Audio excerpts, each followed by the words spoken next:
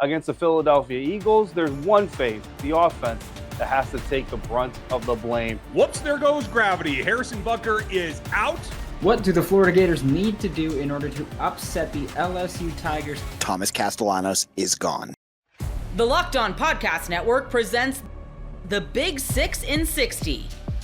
The 6 biggest national sports stories from the local experts of the Locked On Podcast Network. Get the real story, why it matters, what's next, who wins the big game, and more, all in 60 minutes. The Big 6 in 60 starts now with the biggest story in sports. The Philadelphia Eagles showed the whole nation tonight on a national stage why they are still the beasts of the East. You are Locked On Eagles, your daily Philadelphia Eagles podcast. Let's start off from the beginning of this football game. Thursday night football, the Eagles are coming off of a game where they absolutely dominated the Dallas Cowboys. 5 wins in a row. The Steelers eke out a win over the Commanders, and you still have a chance. And you still have a chance to make this game count for first place. And that's exactly what happened tonight. In the beginning, your offense looked dreadful. You get the ball to receive and start the game, and what happens? They fail to score points on the first drive yet again. Heck, they failed to score points the entire first half. The offense could not get in a rhythm whatsoever in this game. But the thing that gave them a fighter's chance was the defense. I said to my wife, and she didn't get the analogy because, of course, she isn't a Floyd Mayweather boxing fan, but those of you who do participate in watching boxing, when you watch Floyd Mayweather box, he was one of the most boring boxers you've ever seen. He's not Mike Tyson, a guy that's going to go in there, boom, one hit, knockout. Floyd Mayweather was a defensive boxer who just sat there and calculated his opponent and waited for things to go his way. And right when he could land his shot to win, he would. And that's what the Eagles did tonight. They played football like Floyd Mayweather boxed. Their defense kept them in it all night long. All night long. And Saquon Barkley, 2 knockout punches to win the football game. But the story of the game comes down to the defense. Because from the jump, first drive of the game for Washington, 3 and out. After that, Washington goes 4 plays in just under 2 minutes and scores a touchdown, which was arguably the easiest touchdown that the Eagles defense has let up since the bye week. And the touchdowns have been minimal against the Eagles defense. Heck, another game where they only allow 2 touchdowns, one of which comes in garbage time. But where the Eagles offense just fails and fails and fails to respond to adversity early in games, the Eagles defense, they might get hit once, but they're going to lock right back in. And that's exactly what they did. They got off the field time and time and time and time again. Take away the last drive where Washington scored in garbage time. The Eagles got off the field on every third down outside of the one where Washington had that touchdown drive. And what was the biggest drive of the game for the Eagles defense? Washington is in the red zone. They have an opportunity on 2nd and 1 to potentially pick up another first down, potentially inch closer to the end zone. No. The Eagles defense, they played and they stood in what was arguably the biggest stand of all season when it came to the defense. 2nd and 1, and they were able to get off the field on 3 straight downs and make Washington have a turnover on downs. That was big boy football. That was NFC East football. That was winning the NFC East caliber football. If you wanted to figure out who was the better team tonight, look at that drive. Look at that sequence of 4 plays where Washington needed 1 yard. 1 yard to stay in the game. They're clawing, scratching. They had their backs against the wall. And the Eagles defense, they said, "What? Guess what? I'm going to smash that wall down and I'm going to throw you through the darn wall." Because that's what they did. Jaden Daniels could do nothing tonight. Nothing. Jaden Daniels went 22 of 32, 191, 1 touchdown, 1 interception. Decent. But when you contextualize it, Austin Eckler had 8 of those receptions and 89 of those yards. Tight ends, Zach Ertz and John Bates, 8 of those receptions. Let me do some quick math. 47 plus 17. That gives us the 64 of those yards. The receivers, Terry McLaurin, Scary Terry, the guy who has decimated the Eagles for years. I told David Harrison the other day on the crossover that the Eagles got somebody that could cover Terry. Quinyon Mitchell. Quinyanamo Bay. The kid shut him down. Terry McLaurin, 1 reception, 10 yards. Olamide Zacchaeus, 1 reception for 10 yards. De'Ami Brown, 1 reception for 4 yards. Noah Brown, 1 reception for 4 yards. In total, Washington's wide receivers, 4 receptions. 4 receptions for 28 yards. When has that ever happened? When has the Eagles' secondary been that good? I don't care about the yards to Austin Eckler. One was a huge explosive play where Zach Bond in conflict. They hold him up well. All of a sudden, Austin Eckler gets out to the flat. They miss a tackle, gets a big explosive play. I don't care about that. Because when Terry McLaurin has 1 catch all day, 1 catch all day,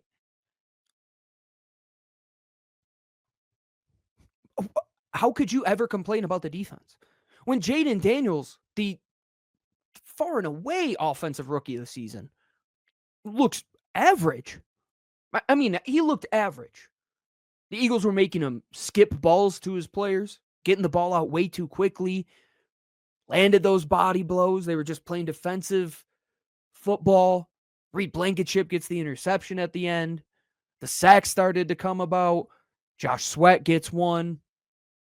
They grab a couple more. That team looked average. And the Eagles defense looked elite. Eagles offense, 3/4 of the game, subpar. Very subpar. We'll talk about the offense. But we have to give Vic Fangio and this defense his credit. This defense it's better than 2022. It is. You never had the secondary like this in 2022. As good as Slay and Bradbury were, respectively. As good as Chauncey and a rookie Reed were, they're not as good as this secondary right now. You can't pass on this secondary. You can't do it. The linebackers are great in coverage. You can't run on this team. Brian Robinson, 16 carries for 63 yards. Austin Eckler, 2 carries for 7 yards. Jeremy McNichols, 3 carries for 5 yards. Brian Robinson was the best of the day, averaging 3.9 yards per tote. This defense is really good. And this defense is what is going to win them a Super Bowl if they were to win one. Because we have seen countless examples of them this season winning new football games. And not just winning, playing dominant portions of football. Playing downright dominant. And even before they were really, really good, which was after the bye, that New Orleans game, there was a red-hot New Orleans team. 3rd game of the season. Anything could happen. Went in there, stomped on their throat. What'd they do tonight? Took some body blows, but they waited. They were like Floyd Mayweather. They just kept giving their offense a chance, kept giving their offense a chance, kept giving their offense a chance. They finally get some sacks, finally get some turnovers. This defense, it's everybody. It's everybody. I mean, heck, dude, even Bryce Huff with a full club on his arm, his left hand is taped up. He gets a pressure at the end of the game there. Brandon Graham, you sure you want to retire, dude? Like, you're really good. Jalen Carter is a freaking menace. Jordan Davis is the reason that the linebackers are so good behind him. Nolan Smith. Whew, he's figuring it out, man. Everybody is figuring it out on this defense. And Vic Fangio or as Kirk Herbstreit said, Vic Fangino, show is now hosted by Fangino Camilleri. Vic Fangio's got this thing figured out, man. Like, this is the guy you have been waiting for to be your defensive coordinator. The way Howie Roseman brought in this personnel, Howie Roseman, another brilliant evening for him. Another brilliant evening for Howie Roseman. Everywhere. You got to pay Zach Ballin today. Like, pay him right now. Nakobe Dean looks excellent. Reed Blankenship and Cooper DeGee and the exciting whites. Like, the kids can play football, man. And that's the emphasis. The kids, the youth. It is a youth movement on defense. They got one older guy in Slay. BG is your rotational player. Outside of that, it's all the youth. The youth is why the defense is playing well. They got some dogs. They got guys that tackle well. And even in a game where the tackling wasn't the best early on, they figured it out. Everything that went wrong for the defense early on, they figured it out in the blink of an eye. Get ready to tackle the NFL action with FanDuel, America's #1 sports book, because right now new customers can bet $5 and they'll get $150 in bonus bets if they win. The FanDuel Sportsbook app gives you everything you need to place live bets on the NFL all in one place. So when you get a hunch in the middle of the game, you can check out the latest stats, view live play-by-play, and so much more on the same page where you place your bets. Just visit FanDuel.com to join today. You'll get started with $150 in bonus bets if you win your first $5 bet. And that winning $5 bet could be on the Buffalo Bills laying 2.5 at home against the undefeated Chiefs this Sunday, or just bet on Patrick Mahomes when he's the underdog. He always wins. Or you could take a look at the Ravens Steelers, where Pittsburgh is a 3-point home dog. The Ravens averaging almost 31 points a game on the road this season, and their total point total 26.5. Just food for thought. That's FanDuel.com. Never waste a hunch and make every moment more with FanDuel, an official sportsbook partner of the NFL. Against the Philadelphia Eagles, there's one phase, the offense, that has to take the brunt of the blame. You are Locked On Commanders, your daily podcast on the Washington Commanders. Part of the Locked On Podcast Network, your team every day. So the Washington Commanders fall 26-18. The record now stands at 7-4. The Philadelphia Eagles advance to 8-2. The Philadelphia Eagles now squarely one full win ahead of the Washington Commanders in the win-loss column. 2 full losses better than the Washington Commanders in the win-loss column. I don't really know how that mathematically 2.5 games, 1.5 games, what the end state there is. But the bottom line is the Philadelphia Eagles now first place in the NFC East division by more than just one stretch. They also now have a 3-0 record inside the division. They're the only undefeated team inside the NFC East division. The Washington Commanders suffering their first loss inside the division.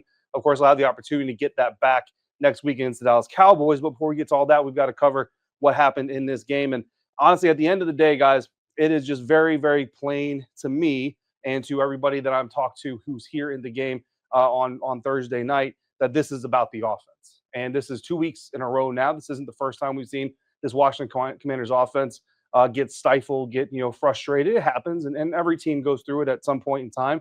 But this Washington Commanders offense is now starting to stack performances where things just aren't going right.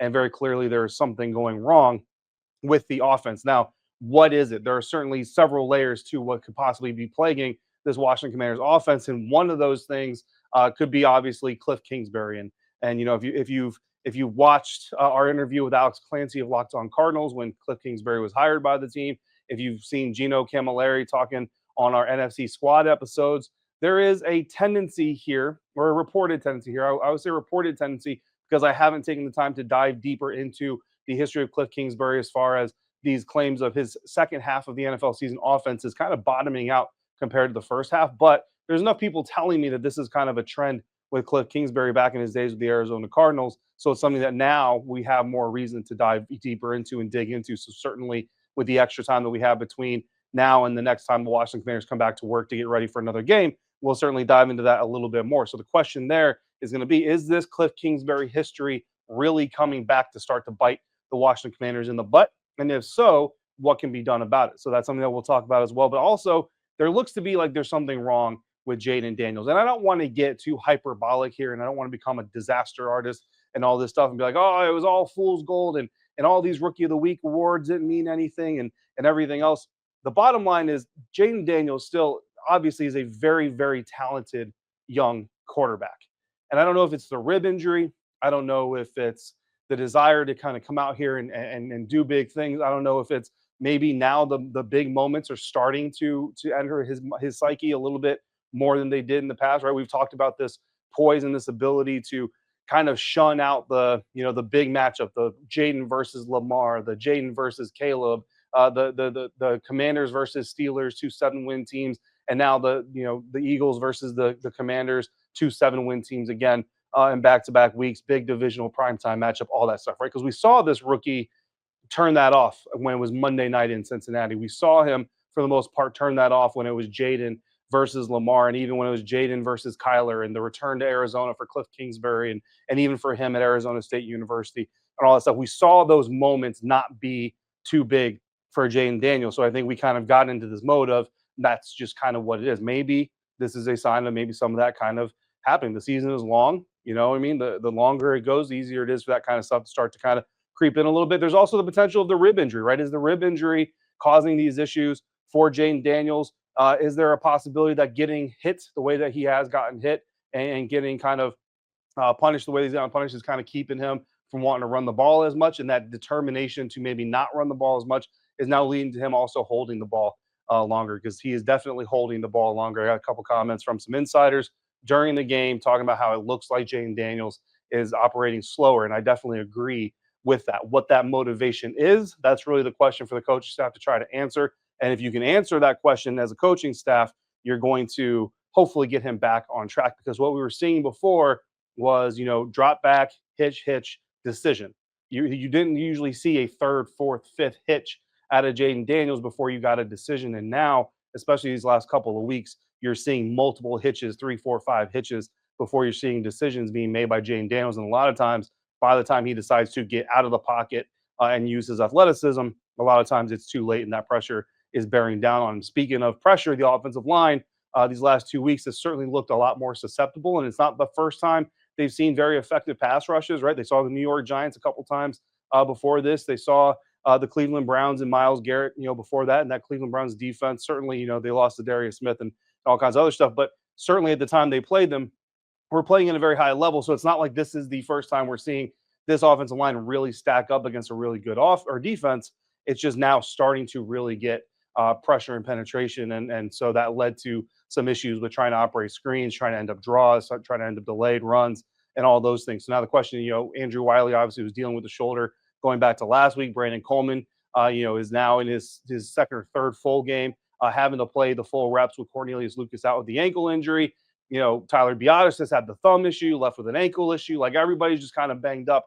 Is this O-line kind of finally starting to wear down after being really kind of part of the strength of the offense early on? That's obviously a question. Then Brandon Coleman, the rookie, look, we're not going to harp too much on. He's a third-round rookie left tackle. You're going to have to expect these moments, but certainly I think his worst game. Before even breaking down the full tape, I do think that it's fair to say this was Brandon Coleman's worst game as an NFL tackle.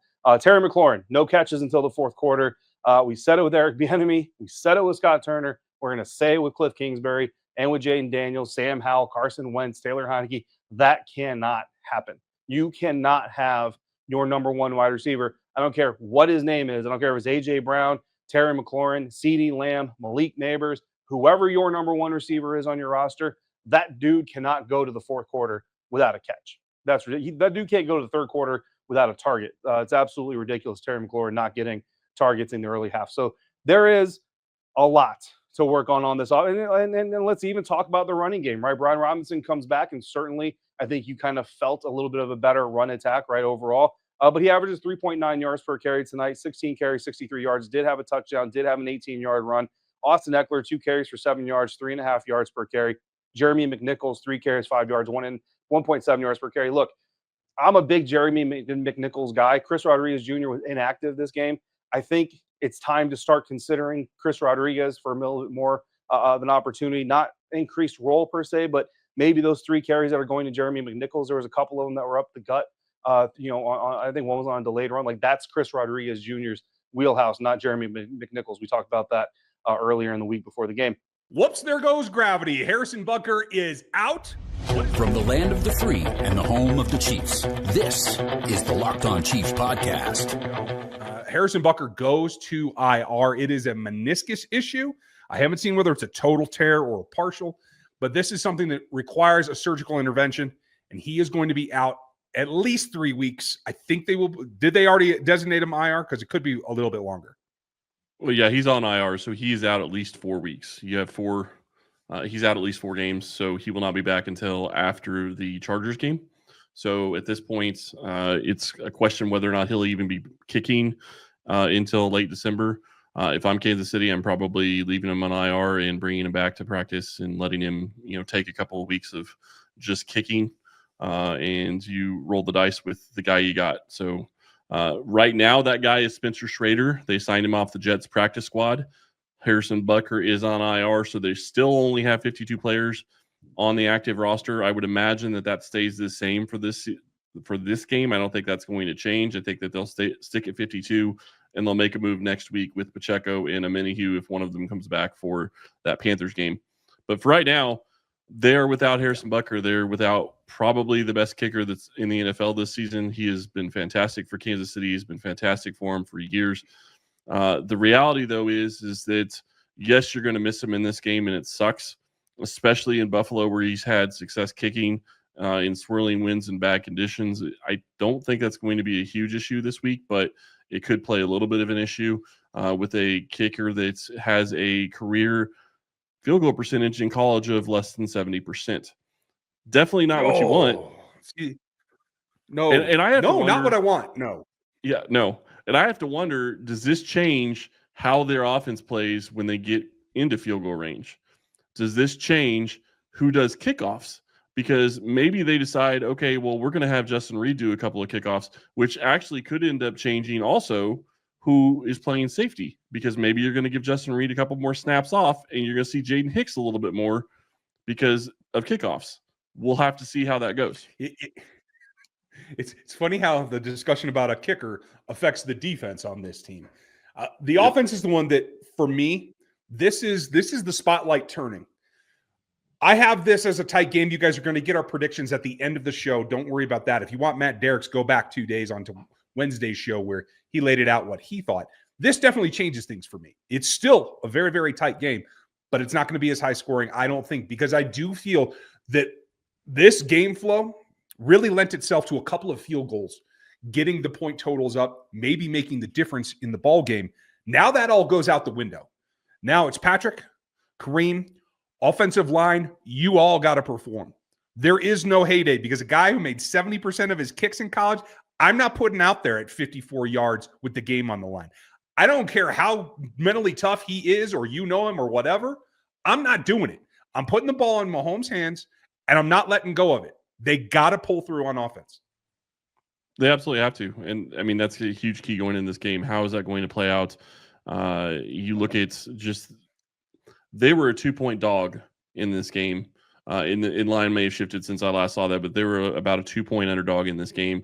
And it's funny because Patrick Mahomes is 11-3 straight up against the points in his career. So anytime he's been an underdog, they're still winning 75 to 80% of their games. That is ridiculous. But you lose Harrison Butker. Is it going to change what you do on extra points too? I mean, it could. I mean, especially if the guy misses an extra point, are you going to give him a second chance and come back and try to have him go for, kick another one? Or are you going to go for two? Is that going to change how this game goes and how they play this game?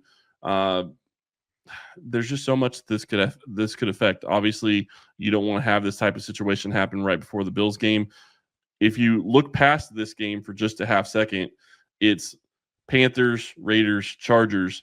You feel okay about the next 3 games probably being able to get through without Harrison Butker. Maybe he comes back right after that, or maybe he doesn't come back until late December. I'm okay with that. Get him healthy, get him ready for the playoffs, get him ready for what is going to matter the most. And the one thing that keeps getting pointed out is he had been going down to one knee when he was kicking field goals. I do think that really kind of lends itself to he's had this injury for a while and he's been playing through it. I agree with you, and I've seen a lot of commentary, speculation out there, and mine is only speculation too. That it's this change of technique, quote unquote, him going to the ground after it, that has caused this injury. I think that's his adaptation to the injury that is now just not sustainable anymore. When you lock out your leg, the meniscus has a lot of pressure on it. It's painful. It's difficult to maintain your stability. So I understand why they've done that, but at this point, better to repair him, get him back for January. Without too much hubbubaloo, knock on wood, even if it stretches out a couple of extra weeks, so that you're ready to go for the playoff run. Yeah, and did his injury play a part in his mishit against, the Broncos? We talk about him mishitting the ball so bad. Well, maybe if he, lost his plant foot just a little bit, lost a little bit of stability in his plant foot, it throws your kickoff a little bit and costs them an extra 10 yards. So both of them have, Tobe came out, Butker came out. They both said the same thing. He mishit that ball. Have to wonder if that has something to do with the injury, but it is a big injury going into a game that, like we said in the crossover, the Chiefs don't have to win, but if they do, they set themselves up to go into like 90% that they're going to be the number one seed in the NFL. That is how important this game could be for the Chiefs, but it's so much bigger for the Bills. They have the most pressure on them. Game Time has a new feature called Game Time Picks that makes getting tickets for your favorite live events even easier. Game Time Picks filters out the fluff to show you only incredible deals on great seats, so you don't have to waste time searching through thousands of tickets. Curation makes it easier to save more on sports, concerts, comedy, theater, and more near you. You can take the guesswork out of buying tickets with Game Time. Download the Game Time app, create an account, and use code LOCKEDON for $20 off your first purchase. Terms apply. Again, create an account and redeem code LOCKED ON for $20 off. Download Game Time today. What time is it?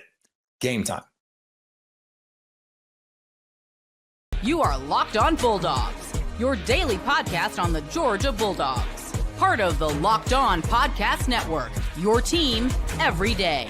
Daniel, let's talk about what we're nervous about, and let me lead out in this because okay. As of this recording, we've gotten news late in the week.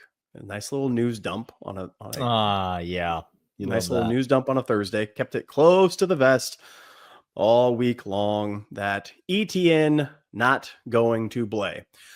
That's good because we have a staple of other running backs behind him, of veteran leadership guys that we can rely on, Daniel. That's Roderick Robinson's back there. He's been with us the whole season, and so that's nice. Branson Robinson's back there. Yeah. No, not him. No, not him either. Those two haven't suited up and in some time, Daniel. But what about Cash Jones, our fantastic pass pro receiving and gritty determination running back in the backfield? He must be good to go. I'll tell you what we should just do, Clint. Let's go 5 wide on this thing. Let's spread the old boys out. Let's let Carson Beck stand back there in the pocket and just pick this Tennessee defense apart. I don't want to be the bearer of bad news. We've attempted that. The production coming back was abysmal. Guys, we're going to have Frazier, Dwight Phillips in pass protection on downs where we need a completion from Carson Beck, who this just in. Go ahead. Finish that statement. Against Pierce. So against Pierce. Nate Frazier, after Ernest Green gets beaten like a rented mule on the edge, mollywopped. We got a one-on-one. And these aren't my words. These are the head coach's words. Not my understanding, not my observation, not my notes from practice, but the man who makes every decision said he would be in there more if he knew the pass protection scheme and if he can do so better. So against the top 5 edge rusher, one-on-one. Yep. Sized up in the hole. Yep. The words that you're looking for here, Clint, and there are just 3 of them, but it's important you get them in the right order. It's strip, sack, fumble. Yeah, see what happens first is the ball comes out. Carson Beck goes down. And Tennessee recovers on the 25 going in. Yeah. That's right. And then Nico comes in because, again, he is playing. And guys, here we go. We're talking. It's a we have no running. loss. Dylan Bell is going to get run at running back again. As well he should, because not only is he our best wide receiver, he also might be our best tailback right now. I can't stress. This news came out, and Dog fans, you're not going to like hearing this. It's the nervous section. Yeah. The percentage chance we lose this game just skyrocketed. And you can tell me we got next man up. There is no next man up. There's one guy who's done one fly sweep down at the end zone in one package play that still has less knowledge of the pass protection than the guy who is now thrust into pass protection that's not to be trusted. Like, that's where we're at today. You will not see Dwight Phillips in pass protection. Like, Dwight Phillips will not. He will be on safety valves. Cash Jones is getting 50 snaps in this game. Which means, Clint, we're not going to run the ball. Like, we don't have a run game. At all. Already, we don't have a run game. Already, we can't run the ball. But you take ETN away, the run game is inevitably going to suffer. The run game suffers. The pass rush picks up. The offensive line struggles. And Carson Beck. And we get on the Carson Beck roller coaster again. And Clint, I'm so sick and tired of riding the ride. I just want to get off I want to the go ride.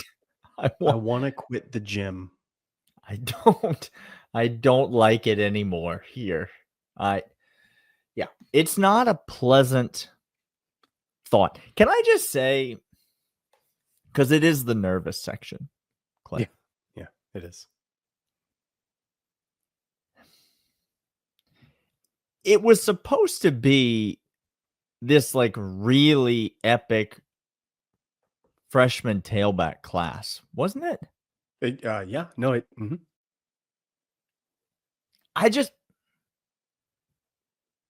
Nate Frazier has had moments. He has. But I have seen really good freshman running backs before. Was Nick Chubb ever handicapped and had a safety blanket wrapped around him when he came in? Did he have a governor placed on him? You can't compare anybody to Nick Chubb. Okay.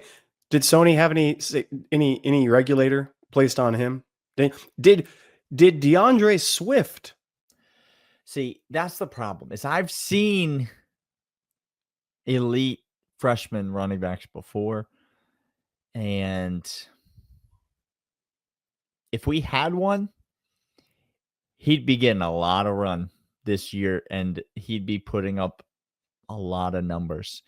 I'm not saying that Frazier and Phillips and Bowens and these guys can't continue to develop into something. But I don't think either of us coming into this season could have possibly imagined what this Roderick Robinson injury was going to mean for this Georgia football team this year. When that was announced, you and I thought, shame for him. Like, he was going to get some run in this offense. He was going to put up some numbers. He was going to get FaceTime, and it was going to be really electric and exciting to see. And we thought, bummer for him. He's going to miss out on the party. Not bummer for him, Clint. Bummer for us. But bummer for you, for me, and all of Dog Nation.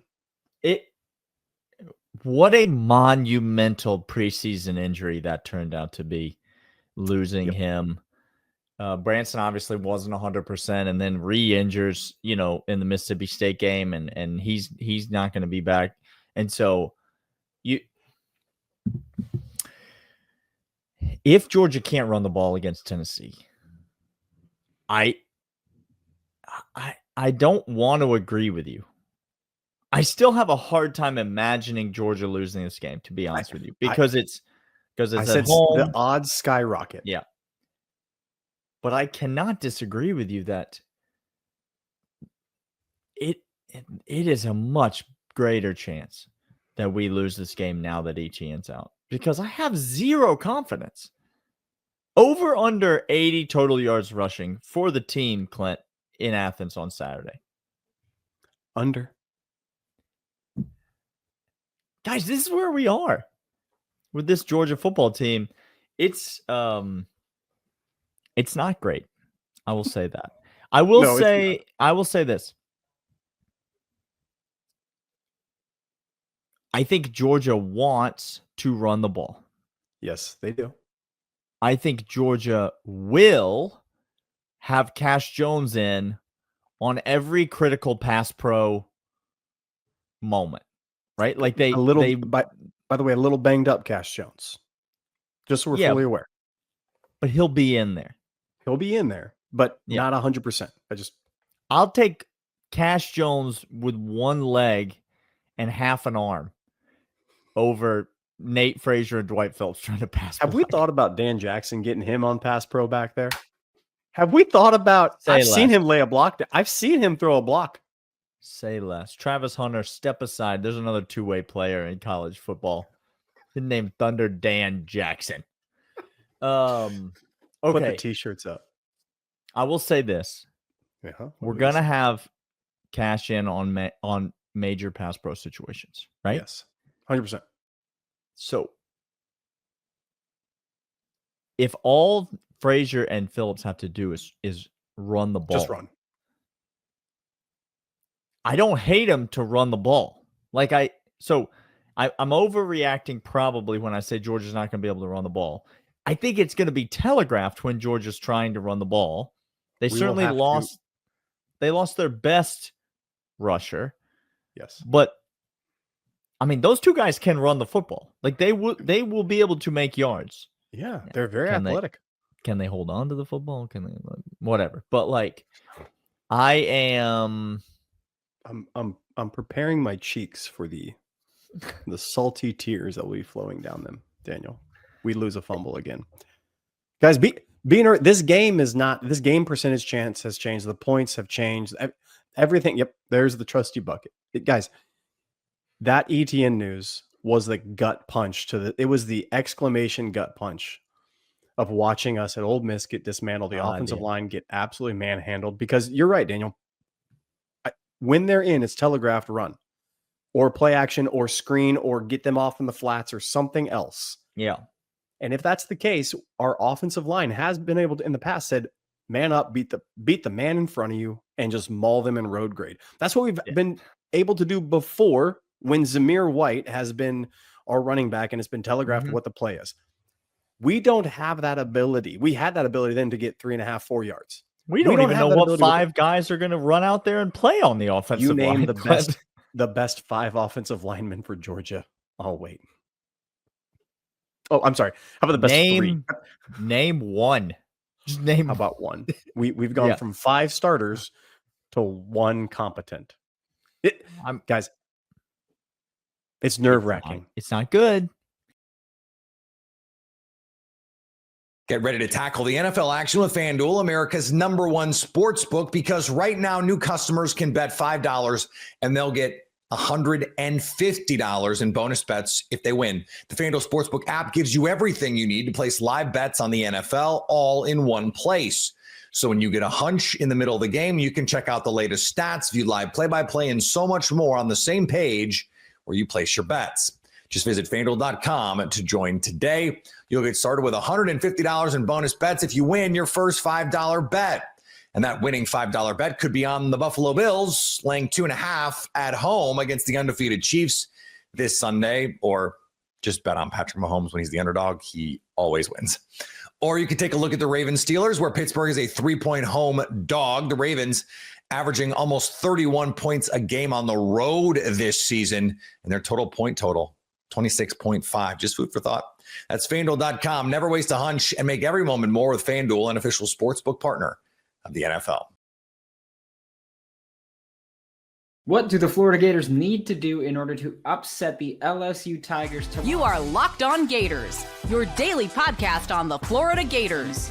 We learned last night that DJ Lagway will return for the Florida Gators tomorrow against the LSU Tigers. However, regardless of his status, you still need to keep this game manageable for the Florida Gators offense. I mentioned yesterday on Crossover Thursday that I thought it would be a game time decision with DJ Lagway, and that even if he is healthy, he's not going to be 100%, or even if he is playing, he's not going to be healthy, quote unquote.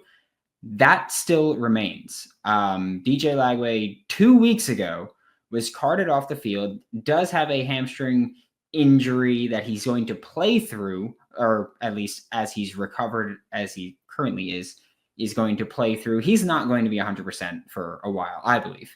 Obviously, I'm not a doctor, but I have had hamstring injuries before, and I have seen many athletes with hamstring injuries.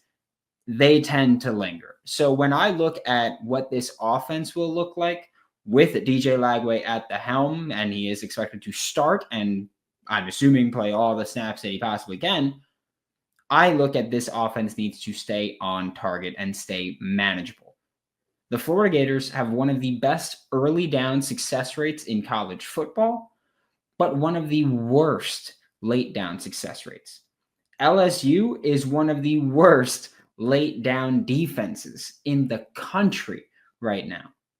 So when I look at what this offense will look like with a healthy-ish DJ Lagway, an available DJ Lagway, we'll say, I think that the passing attack is significantly better than you have with Aiden Warner. I do think that, knowing him, he just seems like one of those crazy competitors. And I do think that he'll probably try to take off a couple times at some point if he sees space. But I don't want him running too much. I'm not looking for him to use his legs too frequently. You've got a good stable of running backs, regardless of who's healthy, who's there. All of the running backs that play for the Florida Gators, I think, are pretty dang good. At least, again, that's my opinion of them. So when I look at DJ Lagway starting and the stable of running backs you have, I expect one, more shotgun offense, but still running the football. And two, when you're throwing the football, quick game or a deep shot. I don't think that you're setting up this offense for DJ to sit and go through progressions for too long and then maybe get sacked, maybe have to run. That's not what you're trying to do, right? You want to run the football, move the sticks, which again, I don't think that LSU's run defense is very impressive. I'm going to be honest with you. I don't think that the Gators offensive line should struggle too much with creating space for their running backs.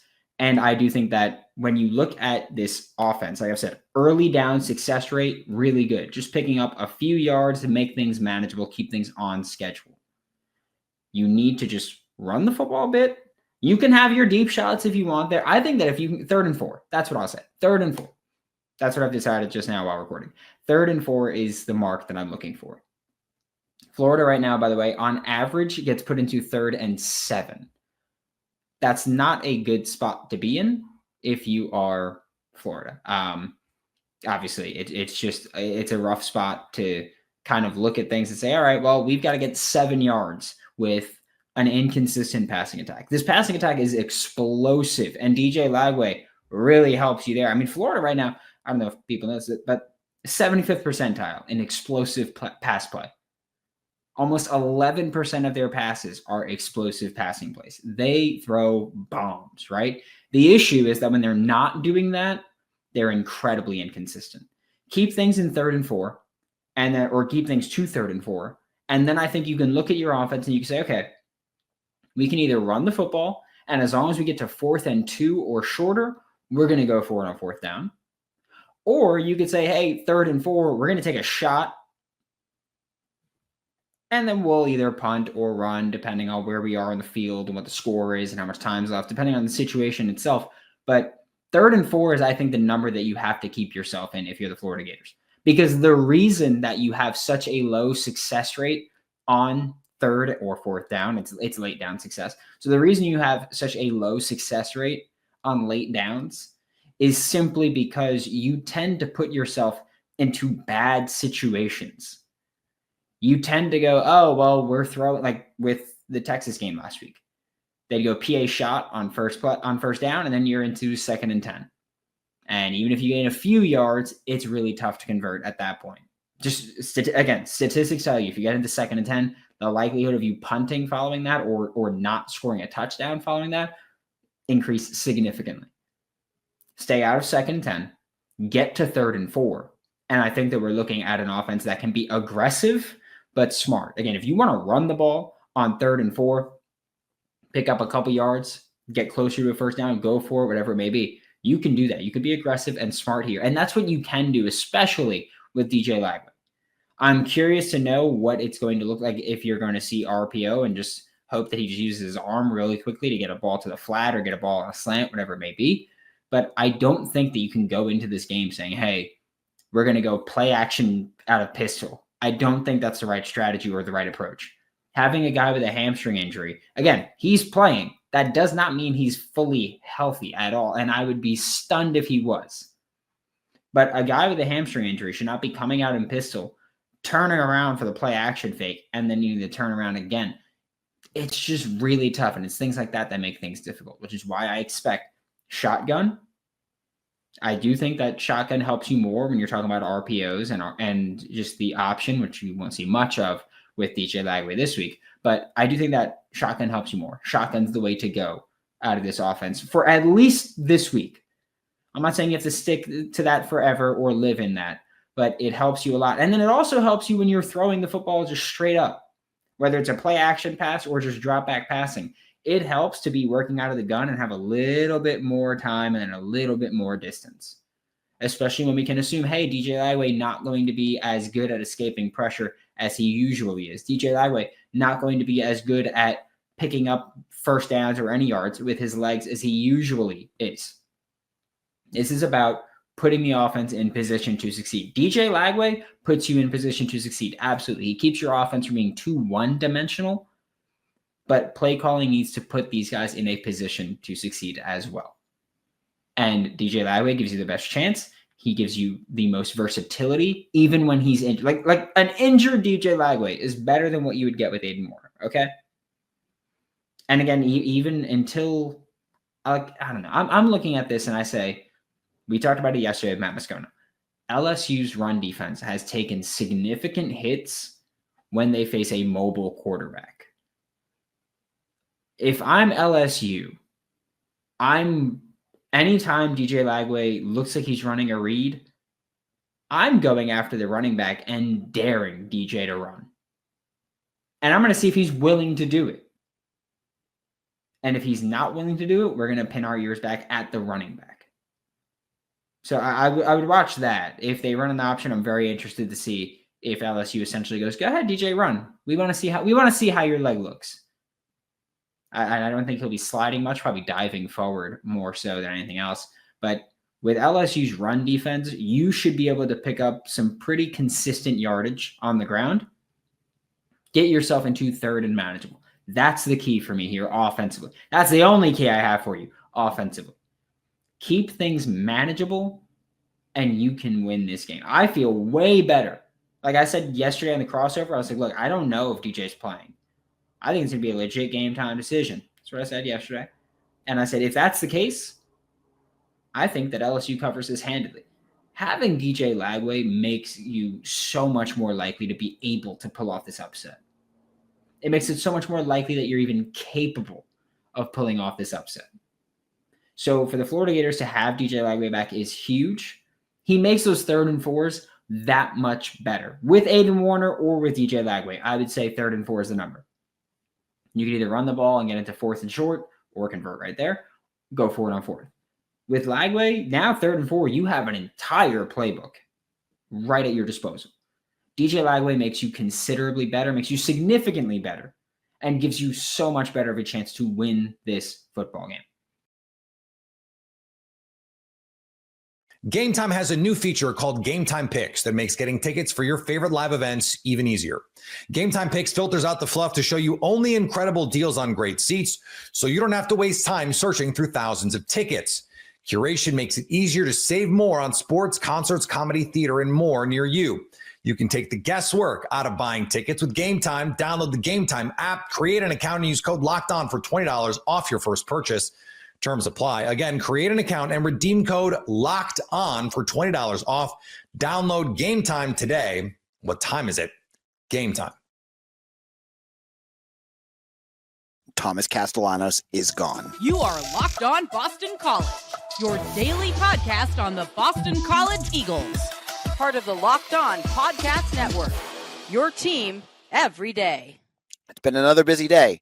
We had a Zoom call with Bill O'Brien earlier in the day, and he was asked about Thomas Castellanos. And Bill O'Brien said that Castellanos would not be joining BC at the SMU game, and he had not rejoined the team. That was the first smoke of what came later in the day.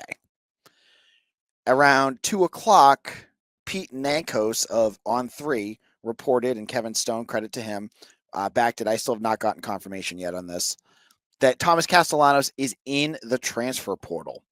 That BC's quarterback, who just last week was the starter, has left the team. He's gone.